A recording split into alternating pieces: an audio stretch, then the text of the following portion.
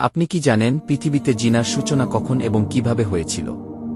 পৃথিবীতে কোন নাফরমান ব্যক্তি সর্বপ্রথম জিনার গুনায় লিপ্ত হয়েছিল?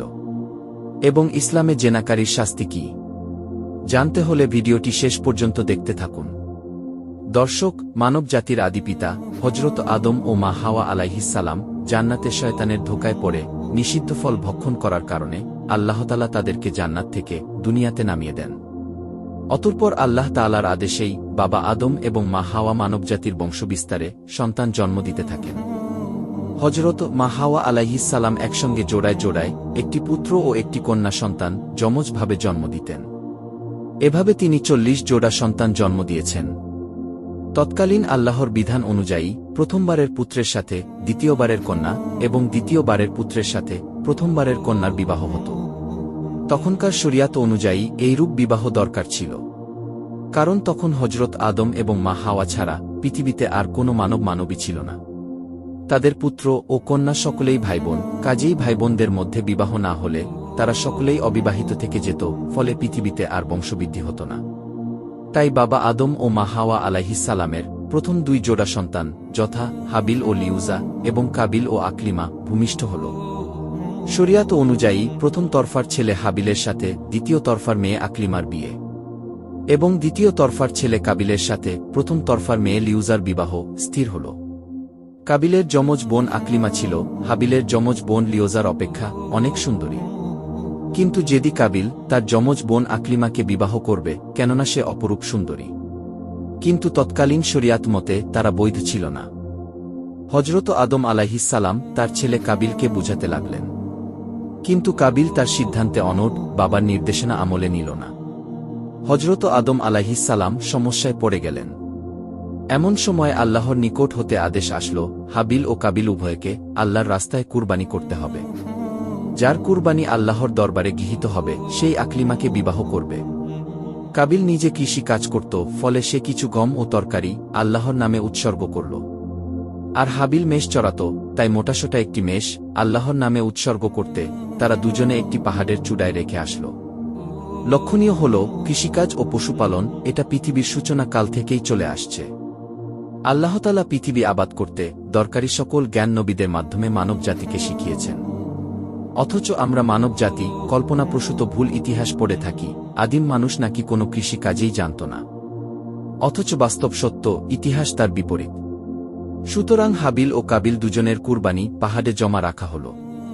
তখনকার নিয়ম অনুযায়ী আকাশ থেকে অগ্নিশিখা এসে যার কুরবানি জ্বালিয়ে পুড়িয়ে দিত তার কুরবানি কবুল বলে বিবেচিত হতো। আর যার কুরবানি অলৌকিক অগ্নিশিখা পুড়িয়ে ছাই করে দিত না, সেটা কবুল নয় বলে বিবেচিত হতো। নিয়ম অনুযায়ী একটি অগ্নিশিখা এসে হাবিলের মেষটি পুড়িয়ে দিয়ে গেল, আর কাবিলের গম ও তরকারি যথারীতি পড়ে রইল। কাজেই হাবিল আকলিমাকে বিবাহ করবেন তা নির্ধারিত হয়ে গেল। হাবিল ছিল সহজ সরল প্রকৃতির এবং ধর্মপ্রাণ, আর কাবিল ছিল শয়তানের অনুগামী হিংসুক। কাবিলের কুরবানি গৃহীত না হওয়ায় তার মনে হিংসা উদ্বেগ হল। সে এতটাই উত্তেজিত হয়ে পড়ল যে ক্রোধের বশবর্তী হয়ে হাবিলকে হত্যা করার মনস্থ করল। কুরআনে আল্লাহ তাআলা ইরশাদ করেছেন, অতঃপর তার অন্তর তাকে তার ভাইকে হত্যার প্রতি উদ্বুদ্ধ করল এবং সে তাকে হত্যা করল, ফলে সে ক্ষতিগ্রস্তদের অন্তর্ভুক্ত হয়ে গেল। আর এটাই ছিল পৃথিবীর ইতিহাসের সর্বপ্রথম মানব হত্যা। হাবিলকে হত্যার পর কাবিলের মনে ভয় হতে লাগল যে পিতা জানতে পারলে ইহার কঠিন বিচার হবে। তাই হাবিলের মৃতদেহ কি করা যায় বা তার লাশ লুকিয়ে রাখা যায় কিনা চিন্তা করতে লাগল। সুপ্রিয় দর্শক, আজও হত্যাকারীরা কাবিলের মতোই কুচিন্তা করে থাকে। বর্ণিত আছে, কাবিল তার ভাই হাবিলের লাশ ৭ দিন পর্যন্ত কাঁধে বহন করে বিভিন্ন জায়গায় ঘুরতে থাকে, কিন্তু কি করবে কিছুই বুঝে উঠতে পারছিল না। এই পরিস্থিতিতে কাবিল দেখতে পেল ২টি কাক মারামারি করতে করতে একটি অপরটিকে মেরে ফেলল। তারপর জীবিত কাকটি তার ঠোঁট দ্বারা মাটি খুঁড়ে গর্ত করে মৃত কাকটিকে ওই গর্তের মধ্যে পুঁতে উপরে মাটি দিয়ে সমানভাবে ঢেকে উড়ে চলে গেল। কাবিল ব্যাপারটি মনোযোগ সহকারে প্রত্যক্ষ করল আর ভাবল, আমি যদি কাকের ন্যায় করি সেটা তো ভালোই হয়, আমার একটা কাকের সমান বুদ্ধিও নেই। অতঃপর সে কাকের প্রদর্শিত নিয়মে মাটি খুঁড়ে হাবিলের লাশ মাটির নিচে পুঁতে রেখে চলে গেল। আল্লাহ তাআলা বলেন, অতঃপর আল্লাহ তাআলা এমন একটি কাক প্রেরণ করলেন, সে মাটি খনন করেছিল যাতে তাকে শিক্ষা দেয় যে আপন ভ্রাতার মৃতদেহ কিভাবে আবিত করতে হবে। মাটিতে পুঁতে রাখার পর কাবিল বলল, আফসোস, আমি কি এই কাকের সমতুল্য হতে পারলাম না যে আপন ব্রাদার মৃতদেহ মাটি দ্বারা ঢেকে দেয়। অতঃপর সে অনুতাপ করতে লাগল। অতঃপর কাবিল উক্ত নিয়মে নিজ ভ্রাতার লাশ গোপন করে ফেলল এবং সে নিজে খুবই লজ্জিত হয়ে গেল।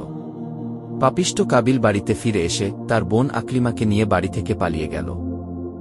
এদিকে বাবা আদম আলাইহিসসালাম হাবিলের মৃত্যুর খবর পেয়ে ভীষণভাবে দুঃখ পেলেন।